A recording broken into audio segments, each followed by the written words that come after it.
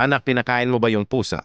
Ang tanong ni Aling Maria sa kanyang 10 taong gulang na anak. Hindi pa po inay ang sabi ng anak ni Aling Maria. At bakit hindi mo pinakain ang ika ni Aling Maria? Sumagot ang anak at sinabing, lumayas yung aso, pinaloko po, ayaw kasing magkutsara at tinidor. Ang sagot ng anak ni Aling Maria. Sa inis ni Aling Maria, pinagalitan niya ang kanyang anak at saka ipinahanap ang aso. Kung kaya hinanap ng bata ang aso at kanya itong natagpuan sa di kalayuan sa kanilang bahay at isinama pa uwi. At pagdating sa bahay ng bata ay tinawag ang anak si Aling Maria at ipinaalam na nakita at naisama na niya ang aso nila.